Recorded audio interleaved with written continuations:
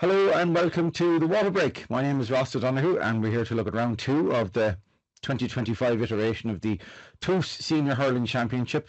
Two great guests this weekend, Pádraig Hickey, Broadford hurler, former All-Ireland intermediate winner with Clare, and Michael O'Halloran of Sixmilebridge, and a man with a Celtic cross, which no doubt he uses as a golf ball marker. Pádraig, how are you? Not so bad, Ross, and yourself? Grand, it was a bit harder the last time, so I had to rib Michael there this time. Michael, how are you? I'm good, Ross. Yeah, all ready for it. But yeah, we're happy enough today in the bridge. So I'd say so. I'm ready for it all. Yeah, I'd say so. Well, look, let's find out why they're smiling down on Bridgeside and take you through the results of the weekend. The TUS Senior Hurling Championship, Group 1, Round 2, Sixmilebridge 120, Croucheen 117. That was in Broadford on the Sunday. Clonlara 321, just Doora Barefield 12 points. That was on Saturday in the bridge. And the state of play there, there's no quarter-finalist confirmed as of yet, but we'll have a look at the tables in a little bit.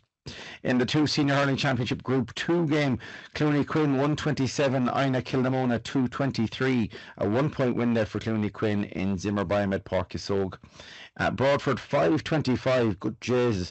Corofin 410, an 18-point win for Broadford in the park there. And the state of play is that Quin are indeed through to the quarter-final. In Group 3, Éire Óg and 126, Wolfe Tones Shannon 112. That's a 14-point win for Éire Óg. And Feakle 119, Newmarket-on-Fergus 117, a 2-point win for Feakle there. The state of play is that Éire Óg are through to the quarter-finals. Newmarket are out. And in Group 4, Kilmaley 517, Cratloe 20 points in Zimmer-Biomed Páirc Uas Óg on Saturday, where Ballyea was 124, Scariff 216 there, a win for Ballyea. And the state of play in Group 4 is that Scariff are out of the championship. An interesting weekend, gentlemen. I mean, if you look at it, you could say, right, there's lots of goals in there, and the average winning margin is 9 points, but it's actually, there's a different story to be told there. In Group 1, it's a 1-score defeat and an 18-point win. Group 2, a 1-score defeat and an 18-point win. Group 3, I think it's a 1-score game and a 14-point win. And in Group 4, it's a 2-score game and another one-sided game. Is it fair to say, Pádraig, that maybe round one was just that kind of general tightness that you might get in round one, and maybe the breakaway pack is starting to form at this stage? Yeah, I think so. I suppose in Group 1, a lot of the times people are a bit tentative. Teams are tentative and they're kind of afraid to lose, and I suppose they maybe even go a bit more defensive. And I suppose if you can get a win in the first round, like the momentum it brings is something savage. And I suppose then, on the other hand, if you lose in the first round, you go into the second game having to win, and those teams, the likes of our own Broadford as well, having lost in the first round by a couple of points, they just we had to win, and we bought our hangover into the second half against Corofin. But it's do or die if you lose in the first round. So yeah, you can see with there's 4 teams and 4 points at the tops of the group, so they're through already. And I suppose when we spoke on the last podcast, everyone was kind of nearly tipping those 4 teams to be there or thereabouts as well. Yeah. Michael, a couple of goal fests in there. I think 31 goals across the weekend, and I don't think this is a championship where you can necessarily say that goals win games, but I suppose it is a sign of dominance maybe in some of the outings that we've had this weekend. Yeah, and it probably speaks to some teams being able to call on forwards of exceptional ability. As we all know in Clare, we're lucky to be in a current era at the minute where we really do have attacking players of the highest quality, both at senior level, under 20 level, and even the lads coming off last year's All-Ireland minor semi-finalists. They some of those guys have really added to their own game and have added to their clubs. So I suppose maybe without being mean about it, I think in some cases as well, there's probably a different standard of goalkeeping as well. Some goalies or some clubs are blessed with goalies of the highest quality, and maybe other clubs, you know, and this is not a damning of anyone, but it just sometimes can happen that a couple of mistakes can happen in rapid succession. Well, why don't we give Derek Fahey the nod there, so and big up the ones who did well, a fine save in amongst his attributes for the weekend, and as you said, Bridger off the mark. Yeah, Bridger off the mark. A big day for us. I suppose you know, we've been lucky enough to see great days in the last 10 or 12 years with this group of players, but I think today was something different, and you know, I think it's, you're all, you know, the hurling public are well aware of the quality of player we were down today.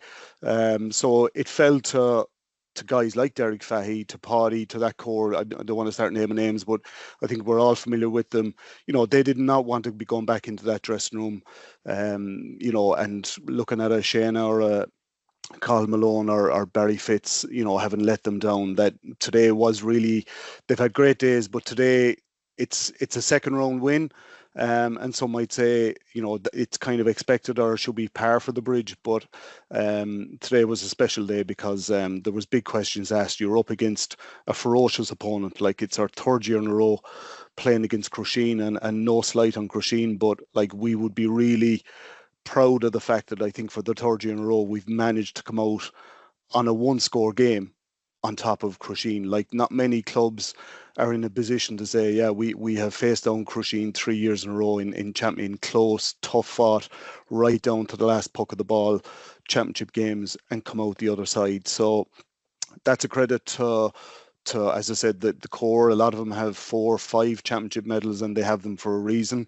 And then obviously we'd be very happy that we've been able to supplement that with newer players from a younger generation. And I think you know, a proud fact that emerges from today as well is we take the intermediate team very seriously, and you know, the signs are there today that we had players who were able to step up to senior, you know, who have been playing intermediate for a while, and likewise subs as well. So from a club point of view, that is very satisfactory that, you know, on a day like today, when you have to reach deep down into your squad, that, you know, players were able to perform on a, you know, what was a really competitive game. I think the venue added to it as well in Gorteen. Had that close feel and a good atmosphere there, crowd all around the pitch on the 4 sides, and a really good blood and thunder match. So yeah, definitely Derek Fahey and his senior comrades can be very proud of the kind of leadership they showed today. Just another question there, Michael. You know, Sixmilebridge, you know, new coaching team last year, talk of transition, and yet you know, right down to the wire in terms of fighting for Canon Hamilton. What does that do in terms of expectations for year 2, or is it just a reset? Yeah, that can be tough. You know, I was involved in a management team myself. We'd a relatively good first year, losing out to extra time in semi-final to a fine Éire Óg team. So it can be tough in the Bridge sometimes. You know, you get that first year bounce. To follow it up, you know, so you have to give massive credit to Tommy and Stefan, Barry Coffey, Adrian Chaplin, and the job they have done to eke that performance out of the lads today, not feel sorry for themselves, and get on with it. But they'll be the first to tell you, you know, well, you know, we're over the Bridge senior team. We're expected to turn up and perform and win these tough championship games. So no, the boys have done well, and I know that, you know, the mood and the atmosphere is good. They are, where they can at all possible, introduce new players. They want to introduce new players, but you know, there's another side to that coin as well. Let's call them the younger players or newer players have to show that they're capable, and they may have good underage pedigree, or they may have good schools pedigree or whatever, and that's brilliant. But you know, when you're trained 2 or 3 times a week in the Bridge, you have to be performing in those training sessions, and then you go out and play probably 2 or 3 vital challenge matches in the month of July coming up to championship, and you have to be doing your stuff in those championship games as well. And that's Tommy and Stefan, Barry and Adrian would be well familiar. They're all, obviously Barry is living in the parish now from Ballyea originally, but they would all be aware of the standards and the expectations that are on them as a management team, but also on the 15 players that they put out. So they need confidence that the 15 they put out and maybe the 3 or 4 subs they bring on are capable of delivering a performance. Brilliant, thank you. So Sixmilebridge still in the hunt. Let's take a look at the other game in Group 1. So Clonlara 3-21, St Joseph's Doora Barefield 12 points. The headline here: Captain Galvin sets the way as Clonlara cruise into quarterfinals, writes Seamus Hayes. Captain Ian Galvin led by example when contributing 210 of Clonlara's tally as they recorded successive victories to advance to the quarterfinals of the TUS Clare Senior Hurling Championship. Maybe not the toughest of challenges on the day, Pádraig, but I mean it will serve Clonlara well to win without some of their big guns, John Conlon included. Yeah, very, very sad to hear about John. But I suppose good for Clonlara. Clonlara have fierce strength and depth, and that's why I think most of us have tipped them to possibly win the senior championship this year. So I suppose when it comes down to injuries and stuff for certain clubs, that's where your squad comes into focus, and you're looking at 5, 6, 7 lads that are probably fighting for 15, for 1 or 2 spots on the team. And I suppose you've got to just take that chance when you get the opportunity. And look at when you have the likes of Colm Galvin and Ian Galvin then as well on that team. You've got seasoned hurlers that can just pick up the mantle and fire away again. I suppose Barefield are kind of struggling at this stage, but look, you still have to go out and win these championship games, and no matter who you come up against in this senior championship, as we've seen, there's been a few results there that we haven't really predicted. It's always a battle, and it's the momentum is building for Clonlara, definitely. Yeah, look, it was still a strong start from Doora Barefield, and they have a system and they play through it and they have skills. The definition of success is a bit different for that team. Yeah, with Damien Ryan is there, and Damien was actually with us there a couple of years ago, and a fantastic coach, a fantastic trainer, and he's a good system in play, and and once you buy into that system, you'll get results eventually. But I suppose Barefield they're building. I know they're in relegation now, but I suppose if they can kind of survive that again and get another year and get a couple of more players onto that team, then I suppose they want to get back to where they were, but it's going to be probably a good few years before they can get back to those heights. 2 points from an 18-year-old midfielder, quietly satisfied on his side, and there might be good chat about him in Hassets as well. Yeah, it's great to see young lads coming on like that, and you see Clooney today as well bringing on a couple of young lads, and it's great to see him integrating into the team. And at senior hurling, it can take lads a couple of years to kind of bed in, but it's great to see, and it's good for Clare hurling in general as well. It's great to see younger lads between 17 and 20 years of age coming in and making marks straight away on their team. Soft goals, they don't just hit you on the scoreboard, they can get into your head as well, can't they? On top of the goal is then that ability of Clonlara, top quality team. In rapid fire, I think they hit 6 or 7 points in rapid succession. So just, as you said, the goal, started, but then, you add on the 6 or 7 points and it really does just deflate you. And, they're a team coming into that match looking for any spark, looking to keep things tight, maybe go toe to toe in the first half, win, point for point, freeze, whatever, make it that type of game if you need to, rather than a free scoring shootout with Clonlara. But unfortunately, when you start conceding 1-6, 1-7, now you have to start throwing a bit of caution to the wind, and that's never advisable against this current Clonlara team. And I think it's funny enough, I think they like playing in the Bridge. They've had some really good performances in the Bridge in recent years, and I still can clearly remember an absolute exhibition that Ian Galvin gave there last year against Quin. It was just, of Tony Kelly standard, Shane O'Donnell standard at their best, just his touch, his skill. So, as I said, I didn't get to that game in the Bridge yesterday, got to others, but I would imagine if he was in that type of form, he's just unmarkable at club level, and he obviously has a very strong, as Pádraig said there, missing John, and we of course wish him all the very best, but they really do have a strong support cast. Michael Collins getting better and better and growing into senior hurling, he loves it. Diarmuid Stritch likewise, and then you've really powerful men like Ed Moriarty, Dylan McMahon, Colin O'Mara, and at the, as Pádraig said, like just at the current time, Doora Barefield probably don't have players of that ilk to go toe to toe with them. So yeah, from their point of view, that the best laid plans probably went out the window to be hit with that rapid fire level of scoring that Clonlara can unleash on you if you give them the chance. So let's look ahead. Saturday, the 23rd of August, Group 1, nobody's home and hosed. You've got Sixmilebridge versus St. Joseph's, Doora Barefield, 5 p.m. in the park, and at the same time, obviously, in Tulla versus Crusheen. Pádraig, how do you see those two games playing themselves out? I suppose you'd probably go with Clonlara and the Bridge again. It's hard to see, like, Crusheen will be disappointed. They still obviously have a big chance, but it's hard to see them brush past this Clonlara side. Just think there's just too much raw speed and strength. And Michael there mentioned out like 7 or 8 names that would make, there's some of them obviously county teams. They'd make most county teams. Do you know what I mean? And not alone, a club team. And it's very hard to see.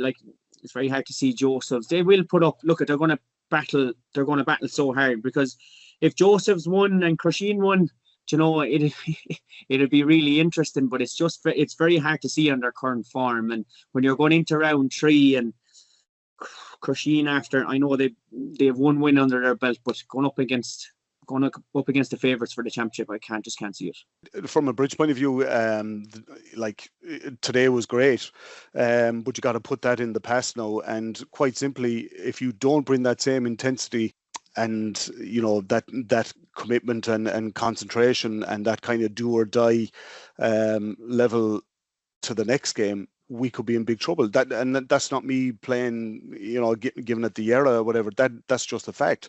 The Bridge need to be on it every day. We saw that last year. When they're on it, they're a match for anyone, and they can bring most teams down the home stretch. But likewise, unfortunately, over the years, we've seen Bridge teams win championships one year, and the next year, really kind of struggle to get momentum going. So we can't afford to have that kind of a day against Doora Barefield, because while they're young and that, at the end of the day, as you said, if they get a bit of oxygen, they at the end of some people would have expected them to be relegated last year, but they got their act together, and when they got a scent of blood or a scent of a chance of a win, bringing down a team down the home stretch, they were able to win their relegation semi-final last year. So that is within them. The Bridge really do have to be professional, because it's probably unlikely the 4 lads who are unavailable today will be back. Okay, so we'll move ahead to Senior Hurling Championship Group 2, Round 2. Let's see if I have this scoreline right. Broadford 5-25, Corofin 4-10. Pádraig, is that a typo? No, afraid not. It was a strange game. Broadford actually started reasonably well. I think we went 5-2 up, if not 6-2 up. And then the goals just started rolling, and they didn't really stop then for the rest of the game. Conceded a penalty, conceded a soft enough goal, and then Corofin just kind of took over. We were kind of, I suppose, we were a bit loose in our half-back line, full-back line for the time, maybe about 15 minutes there, and we just didn't seem to recover. And I suppose it was great the half-time whistle came at a good time.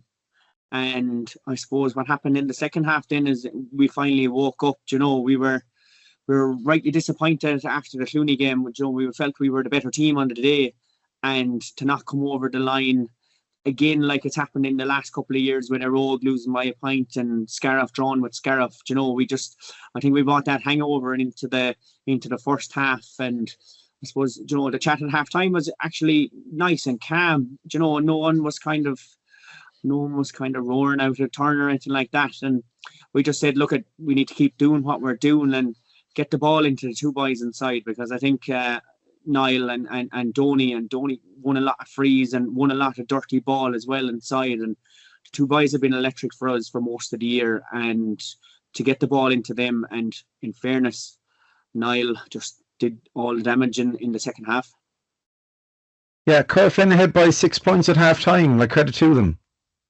Yeah, definitely. Like, bar the first 10 minutes, like they really rattled us for 20 minutes. They popped over a couple of good scores, and like Conor Lean was just popping ball around him, and he was a good focal point in there between full forward and centre forward. And the goals really solid and consolidated their win, like, or the first half, we'd say. And we just couldn't control them for the first half, and we were very happy for the halftime whistle. Yeah, the headline: Corofin crumble as O'Farrell fires the way in Broadford's second half blitz, writes Owen Brennan. Broadford battled to their limits, outscoring their opponents 5-13 to 4 points in the second half as Corofin collapsed. Michael, just coming back to the soft goals theme, as a coach, like, again, they're a killer, right? But in that situation, do you just write it off, or do you actually, as a coach, do you get into it remedial style, and is there something to work on in between the rounds? You have to draw a line on them, and when you're in the thick of it at the minute, as Pádraig will know, you really just have to try and concentrate on the positives. To be fair, the goals in this game were kind of once-off type of goals that went in, to be fair to the keepers on both sides. So you just reiterate the basics of defenders doing their job, keeping attackers away from the goalie, giving the goalie a bit of room to breathe, and take it from there. But no, I think on a general level, as Pádraig was saying, I think Broadford have been making a nice and steady progress. They've been a very consistent Clare Cup team in recent years, and unfortunately for them, they've come out on the wrong side of a couple of close championship results in recent years. But this year, and certainly yesterday, it seemed to fall for them, and as I said, it's probably overdue. So they're going well.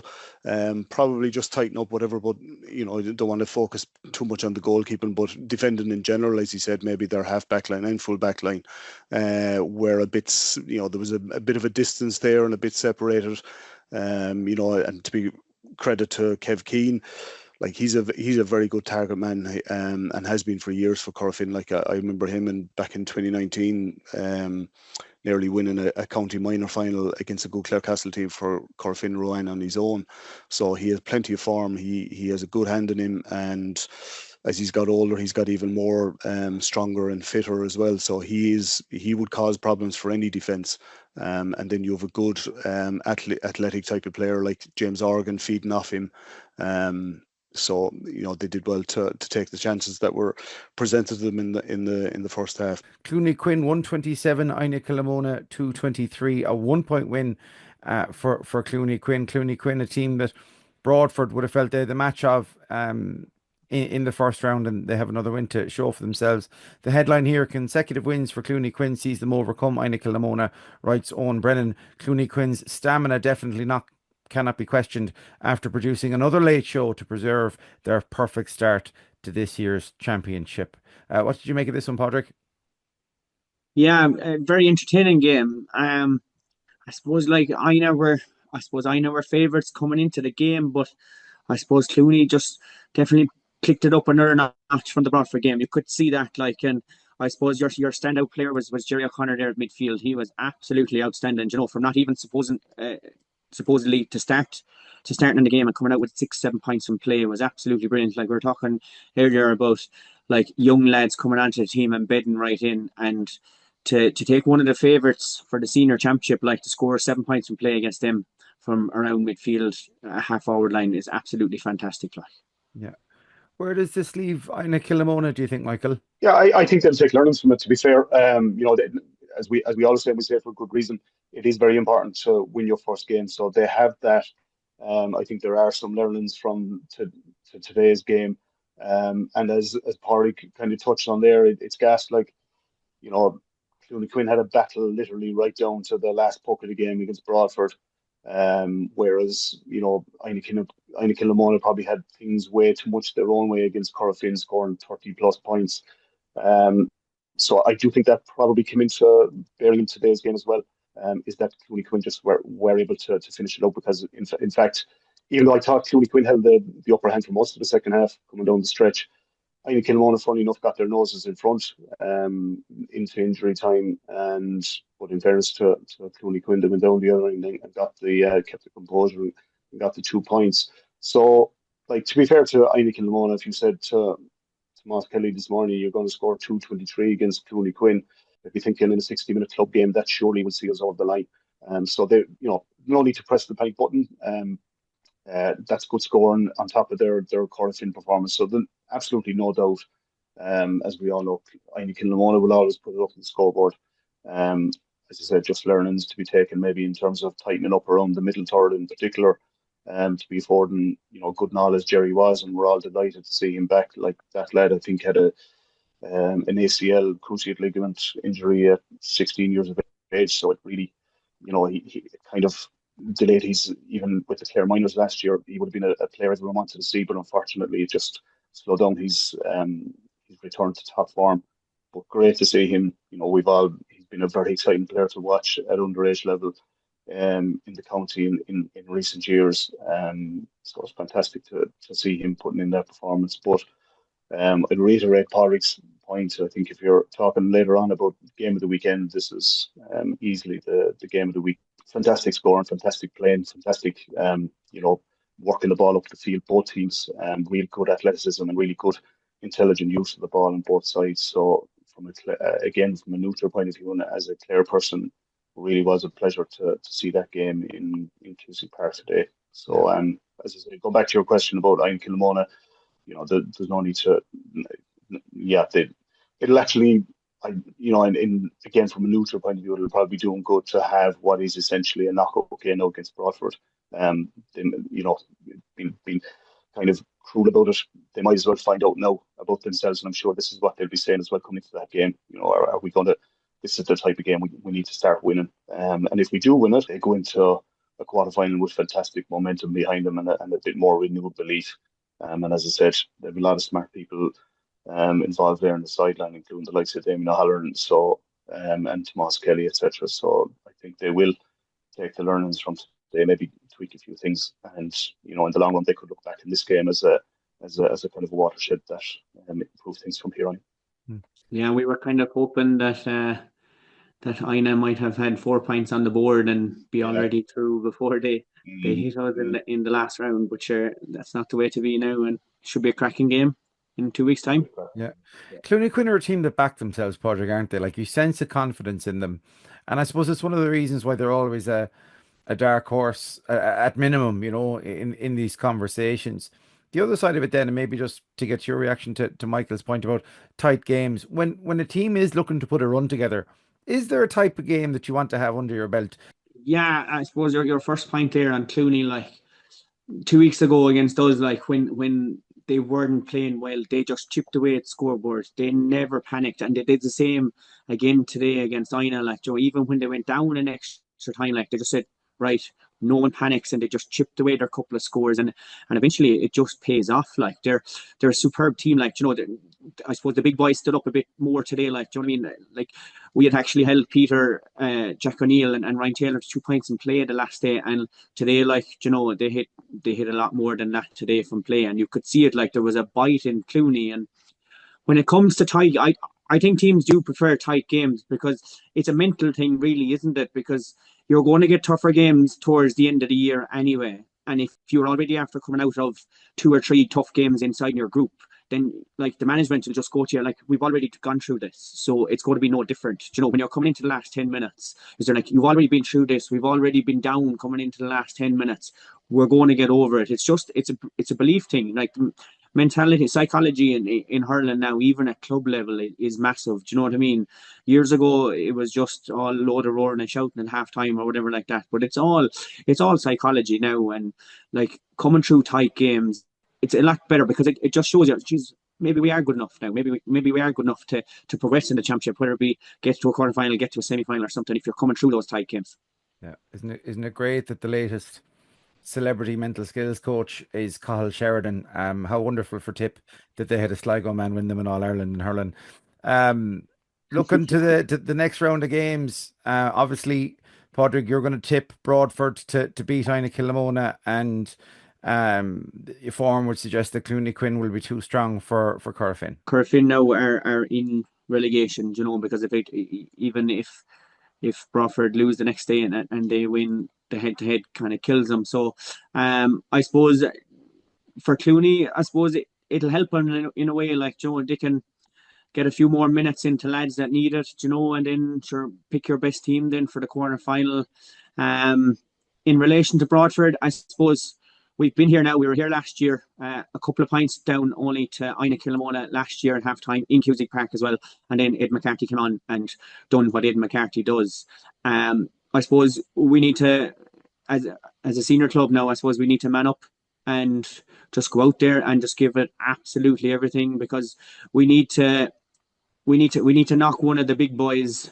We need to knock one of the big boys off, and this is our opportunity. It's going to be a very, very difficult game. Do you know what I mean? You've seen when Aidan got going there today, he was absolutely awesome. Now, the game kind of leveled off an awful lot as well, but they've got such power and such attacking power then as well. And physically, like, they are a very fine-tuned team. And on their day, when they get the run on you, they will absolutely crucify it, like they done to us last year. But I suppose when you're, as a Broadford person now, you want to see that it's a newish team now. There's a lot of new young lads on this Broadford team, and you just want to see them win a big game. And this is the biggest of them all now for a lot of years for Broadford. And look, I'm going to tip them. Yeah. Hopefully we need a bit of luck, and you'd never know. Yeah. But as two-word team talks go, man up is up there with the best of them. Fair play to you, Pádraig. Michael. These two games: Inagh-Kilnamona versus Broadford, Corofin versus Quin. Yeah, I'm really looking forward to this game, because, as I said, we would have a lot of respect for what the steady progression Broadford are making, and I think Pádraig, if he's representing the attitude within management and that dressing room, I think they're spot on in how they're approaching it. They realise at this stage, having come up from intermediate a number of years ago, they've been knocking around. They are a handful for teams. They've held their Division 1 status in Clare Cup for a good reason. Probably helped by, at the moment, they don't have too many inter-county senior players. So they've had plenty of time together. I think this could be a big day for Broadford. And yes, I look on unknown form. If Inagh-Kilnamona come in 10 out of 10, then my so-called rational head would say they have more scoring power. Good defenders, as Pádraig said, they are big, powerful, athletic men. A whole host of them, and even some of the subs they have to come on. And I don't know if Conor Hegarty will be back the next day as well. He'll be in addition to the players that were there today.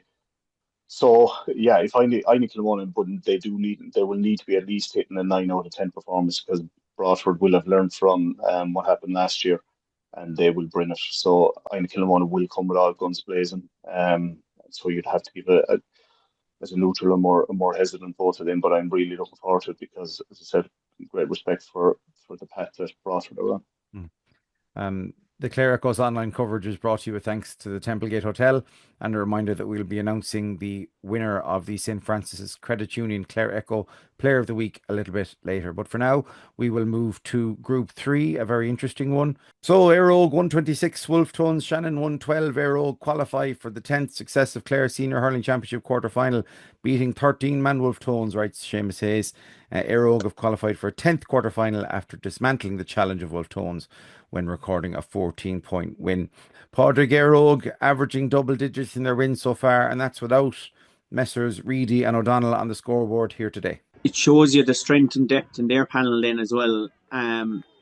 Like, you have to worry for a lot of teams when you see without Reedy and O'Donnell, do you know what I mean, firing, that Éire Óg are still hitting those kind of scores. But like, they've got great players all over the field, and like, I suppose they really need to be pushing now again this year. And themselves and Clonlara look to be the top two teams, and I know Feakle are in that group as well, and they're county champions, but I suppose we all kind of tipped maybe Éire Óg probably to come out on top of that group, and they're really showing why. Yeah.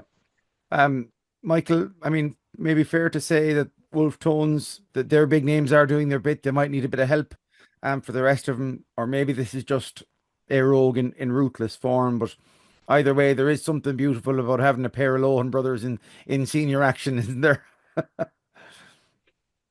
Yeah, that fares for the two. Actually, one thing just about that, I thought Wolfe Tones where I was at it and maybe overly kind of fixated on following certain players from Éire Óg.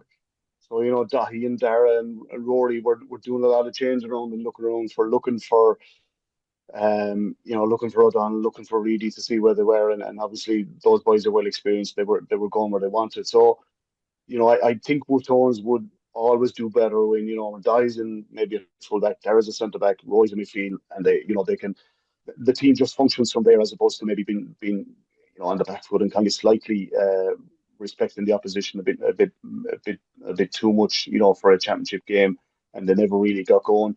Because to be fair to Aaron Chandler, I thought he did grand. He was winning possession, or certainly he was manful. He was manful against a couple of opponents. He was troublesome, but I think you mentioned say David Reedy and Shane not scoring, but like David Reedy, I just thought was class yesterday. He for as we all know, he's not the tallest man, but he won a high ball yesterday. Left like a salmon, won a high ball, difficult ball under fierce pressure, and straight away he had a runner off his shoulder. Ended up a great score for Éire Óg, and he put the goal on a plate again. Most players would have been happy to tap over a bar, but a diagonal stick pass from 30 yards into Danny Russell's hand, put it on the plate for him, smack it home.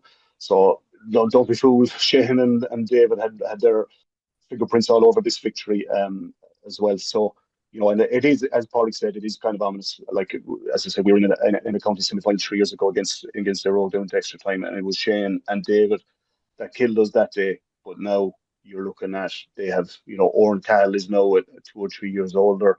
He's a bit like Niall Farrell now, has really laid down a marker, in my opinion, for maybe higher things. He was in absolutely majestic form yesterday at midfield, 6'4", 6'5", athletic, brilliant going forward, and he's not afraid to do his defensive duties either. They picked up Darren Roney. Darren was cornerback in the Clare Minors last year, but he's one of these really lively, good hurlers, utility players, and he has slotted into midfield. And I didn't see their first game, but I believe he was absolutely very comfortable. And yesterday he scored 2 or 3 points from play as well, looked very comfortable. Robert Loftus, again, player we all admire. He was excellent yesterday as well. And you're then, don't forget, like we haven't mentioned, but I think Danny Russell hit an outrageous 113 or 114. So he's still a quality player, and that as they go on to a quarterfinal, maybe semi-final, there'll be players like him who will be getting the crucial scores for them coming down the in tight squeezes. So they're in a good place. Good team. I've added on the likes of Fernand Tracy there in the full back line. Young Mulcahy as well, a wing back. So they have added players to, they're all, as you said, like their consistency has been off the charts. It's been up there with the likes of the Bridge and Ballyea, 10 straight quarterfinals in a row. So they don't need the likes of us to tell them that, that's fantastic. And it says a whole lot about their quality. But they're all about getting to a semi-final and getting to a county final to make up for maybe one day they felt they left behind 3 years ago. Feakle 119, Newmarket-on-Fergus 117. Champions Feakle prevailed thanks to Owen goal, which knocks Newmarket-on-Fergus out, writes Owen Brennan. Feakle had to utilise all their championship winning experience to relievedly eke out their first victory of the new campaign following an enthralling war of attrition with Newmarket-on-Fergus. Pádraig, so Newmarket were in a winning position in this game. They set high standards given their pedigree, and this will hurt, even if they did lose to the reigning champions. Yeah, I think they had the game at their mercy. Talking to, I wasn't at it now, but talking to a few Newmarket lads in Cusick Park. I suppose the one thing that one or two of them mentioned was leaving our ex-county fella on the bench. Like when you have Colin Ryan like on the bench, you with 10, even 5 minutes to go, do you know what I mean? You need a shooter at that stage. Do you know, you need someone that just has that bit of experience to come in and just pick up the ball and put the ball, like he's going to put the ball over the bar from 100 yards if he needs to. And they're going to have a very difficult game against Wolfe Tones in a couple of weeks' time. And they wouldn't have seen them in this situation. Do you know, they would have maybe not the Éire Óg game, but they would have really targeted that Feakle game, and especially Feakle down, you know, a couple of injuries then as well. The game was there for the taking, but I suppose, as you said, just the little bit of knowledge Feakle would have learned from last year's championship run, it does help.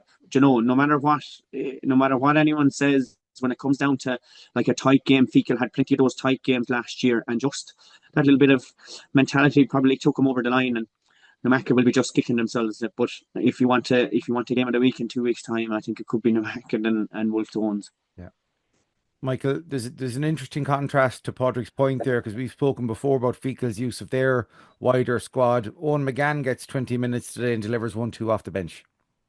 Yeah, very efficient. I was at it, and he hurt us in county final last year. Came on and scored a vital goal, and here he comes. He's done the trick again. I'd say, you know, Feakle are delighted. Like we all admire them usually, but they'd be the first to say they don't have the same depth of panel or numbers that say other clubs would have. So, you know, given the you know, you could see it. Like, to be fair to Feakle, I thought their hurling was that small bit heavy. There's a few heavy touches, and you know, a lot of kind of the short stick passes weren't as crisp and going to the target as they would like. So I'd say, you know, delighted to get the win, used all their experience, in fairness to them, and were well able to defend their area as well. When the market did press there on, they're fairly robust and well able to stand their ground. But I do think, you know, they get another 2 weeks of training and hurling now into the likes of Oisin Donlan, Martin Daly, Stephen Conway, etc. Because you can see they're not, you know, they look like a team or too many of their players have missed chunks of the year, and just their hurling isn't certainly as fluid as it was this time last year, or indeed in previous championships where they were going well. You know, it's never easy anyway to defend a cannon, and certainly for Feakle to have won it after such a long time. You know, there's a whole emotional and kind of psychological mountain to climb again to start from the base, and everyone has you know, the likes of going in against a strong physical Newmarket team, you know, who have a target on your back and are really gunning for you. That's always a tough test. You know, the likes of Ballyea and the Bridge have struggled to put back-to-backs. So I can only imagine it's the same feeling for Feakle, and I think they'll be just delighted to have got the win, and now for the next 2 weeks can get more hurling and more fitness into key players. Yep. And crucially for Feakle, as of this weekend, they've gotten their festival out of the way as well, so that's going to be a help for them. Pádraig, Feakle versus Éire Óg is in the park on Sunday the 24th of August. Wolfe Tones and Newmarket is in Sixmilebridge. Your thoughts on those two, other than skin and hair flying in the bridge, as you said? Yeah, I suppose we'll go to Éire Óg and Feakle first. Like, two of them are through. Like, that'll be just a run-of-the-mill game, I'd imagine. As Michael said, you know, Feakle will try to get more game time into some of those lads that have been injured for the last couple of weeks, and then I suppose Éire Óg can see what they have on the bench then as well. And you know, it's important for clubs in general to see what they have in reserve, you know, because when you're getting into third round championship, coming into quarterfinals, you know, you're going to pick up injuries. It's simple as that, and suspensions as well, obviously. So you need to know what your panel is like in championship heat, like. And Newmarket and the Tones, it's going to be a cracker of a game. Newmarket, Wolfe Tones didn't want to be here. They are. Newmarket probably didn't think they would be here, but they are, and it's winner takes all, isn't it? And it's a relegation's a dark, dreary place that, you know, you can find yourself in so easily. I think Shannon's chance, and I tipped him against Feakle the first day. Shannon's chance was against Feakle, and they just that 1 point short of winning the game. And if they'd won that first game, it would have opened the whole thing up for them.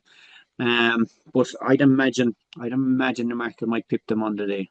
that's a very hard one to call because going back to a point you made earlier, I think against Newmarket, I think as I said they will have Dahi Dara and Rory and Shanher and Aaron Cunningham in kind of definite positions with definite responsibilities.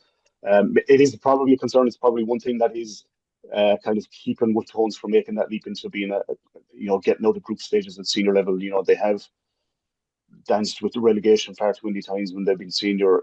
They probably are paying a price for the lack of underage success or a pipeline. They are in some age groups kind of struggling at sea level, and ultimately that catches up with you. They definitely could do with a injection of some new players, but I'm not too sure if from my knowledge of the scene if they're on the horizon, so they have to make do with what they have. To be fair to those 5 or 6 players, I think they will bring it. They'll enjoy playing against their noisy neighbours, and I'm sure that'll be said from the market as well. Their noisy neighbours down the motorway. Really looking forward to it as a bridgeman. It'll be interesting to watch in on the two going toe to toe. I couldn't call it because I would give Wolfe Tones a really good chance. Would have big respect for their top players and what they can inspire and bring with them. But obviously we all know then the market will be organised, will be hungry, will make every collision, every fight for ball as intense as it can be. And I'd say in the market, even just on that point, similar to what ones they probably would like. I'd say Sean Arthur only come on as a sub the other night. Likewise, Mikey Power, they would have been too good inter-county minors that they'd have been hoping to be on their senior team at this stage. Obviously, both, if they're only coming on as subs, are probably being hampered by injury somewhat. So, again, the market probably could do with an injection of youth and enthusiasm and, just a dash of something different, and then be bringing on, as Pádraig said, the likes of Colin to help them in a tight match. So both teams probably in a similar position, but I would say this is a 50-50 call. And then the other one is, that's both teams are true, and you probably might give a fancy to Éire Óg in Kilmaley Park. I think it's their first time playing in Kilmaley Park this year, so I think they'll enjoy getting back in there with the pressure off. Group 4, Kilmaley 5-17, Cratloe 20 points. That one was in the park. Group of death, much clearer now for Kilmaley after second half goal fest, writes Owen Brennan. There may have been confusion over the actual score at half time when the sides were level, but the scoreboard suggested otherwise, and there were no such queries by the final whistle as Kilmaley romped to a 12-point victory over Cratloe with a powerful second half display. Pádraig, you can say the story here is all about that call back to Kilmaley versus Cratloe last year, and Kilmaley exiting the championship on score difference that worldy from Conor McGrath. Kilmaley looked like a side on a mission. Yeah, definitely. Brian Culbert has them really riled up there, and I suppose, look, I remember the year that Kilmaley got relegated from the senior championship. I think they were actually favourites or second favourites for the senior championship. So they've been there or thereabouts for a lot of years. They've been, people have fancied them for a lot of years, and it just hasn't gone their way. But whatever Brian is doing up there, he's a good setup up there, and the players are really buying into it. And you could see yesterday, especially in the second half, they just really took over. Another team, we're a bit jealous down here in Broadford of big, strong, physical men then as well, and it really shows. And you've seen it with Feakle last year as well. Pace and power seems to be winning the game in a lot of championships in the last couple of years, and these have it Conor Cleary at full forward, or centre forward, or wherever he is up around there.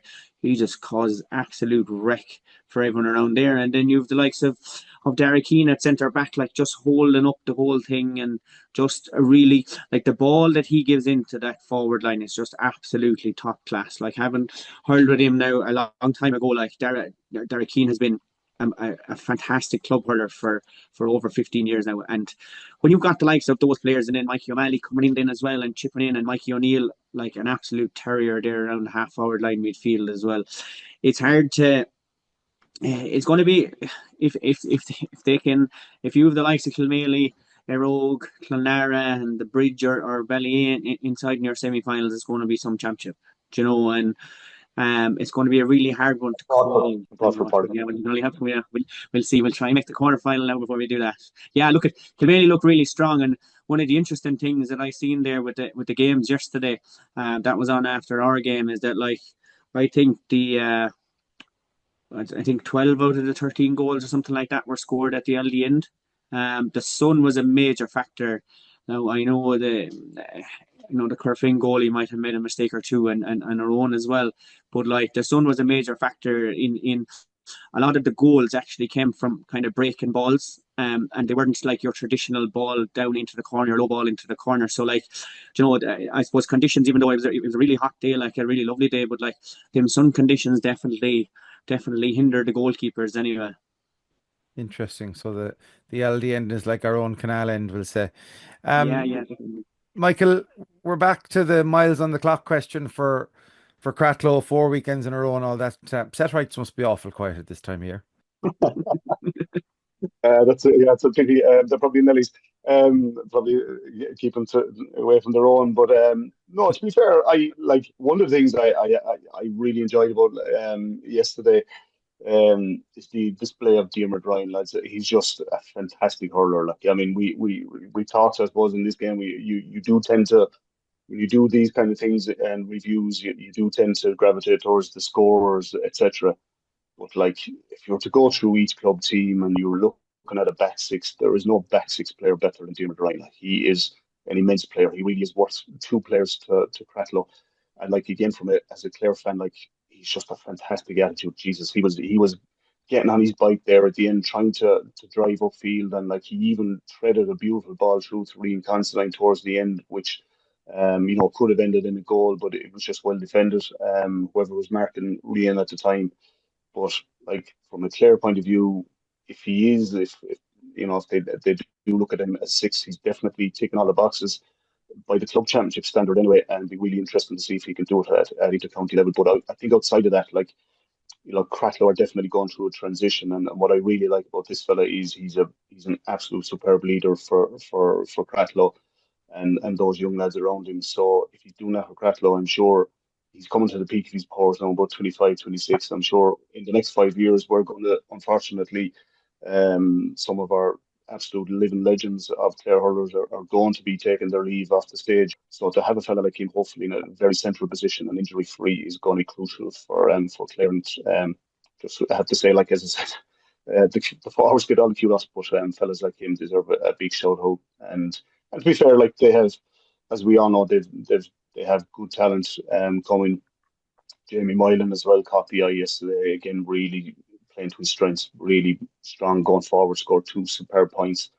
An absolute machine going forward. And I think he's fouled for at least one more as well. So Mark O'Brien getting back into action as well. I think he's a lad who's had an awful run with injuries. I think picked up a concussion recently as well with football.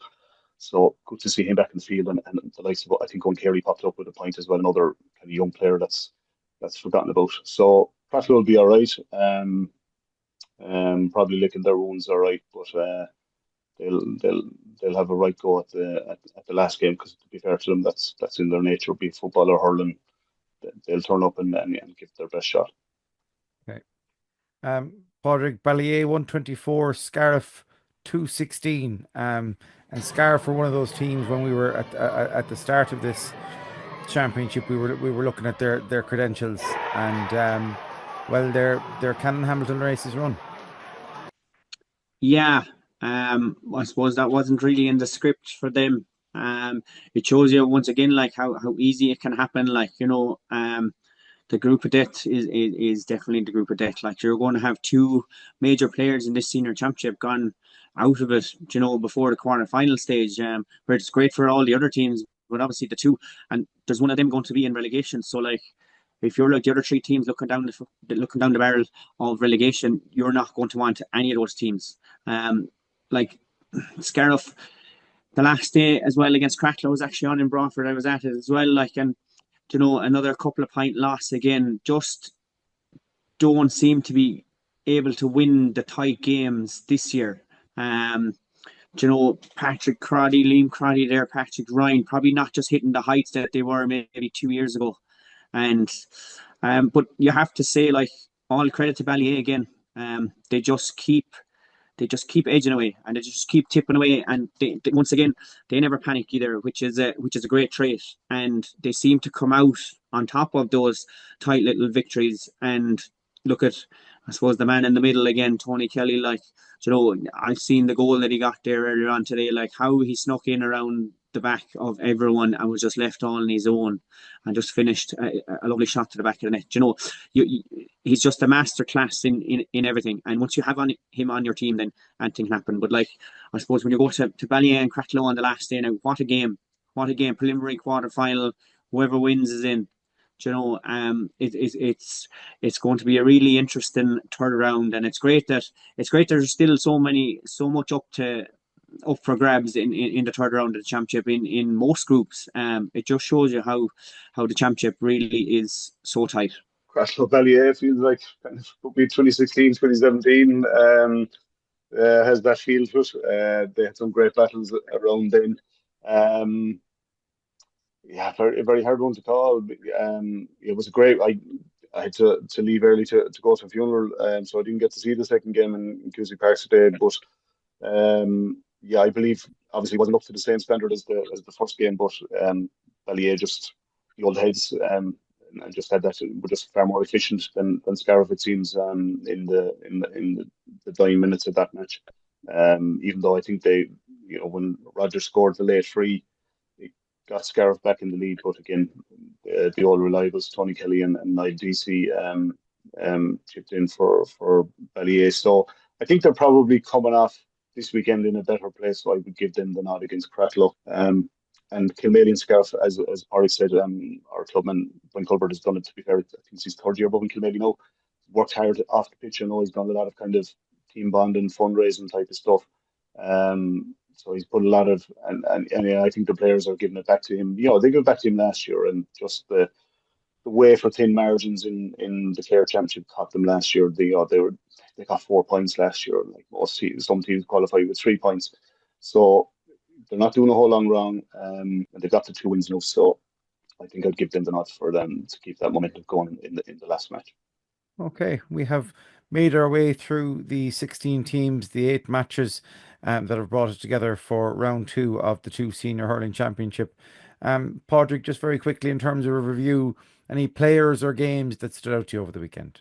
Jerry O'Connor was outstanding. For being such a young fella and to come out with that amount of scores and play in such a tight game against such a top team. And I suppose I will give a nod to Niall O'Farrell as well, to come out with 3-13, 3-14, 3 goals from play. The future is bright for Clare hurling. When you're getting young lads like that, like shown so well in senior championship. Players wise, absolutely, would probably get Niall O'Farrell and really caught the eye, and fantastic to see. Good nod to Danny Russell as well, still doing his stuff for Éire Óg. And as I said, I thought I liked him that game as well. I thought Oran Cahill really showed why he's a player to be reckoned with, and I think he's an exciting player both for Éire Óg and hopefully for Clare into the future as well. The winner of the St. Francis Credit Union Clare Echo Player of the Week is Ian Galvin, 210 for Clonlara when his men needed him most to deliver and step up. So what we know. Well, you both had him very much rated in that game as well. Pádraig Hickey, thank you so much. Michael O'Halloran, thank you so much. Pádraig McMahon, the producer of Clare Echo's online coverage, which of course is brought to you with thanks to the Templegate Hotel. We'll go again in round 3. Thanks a million. Thanks, Ross.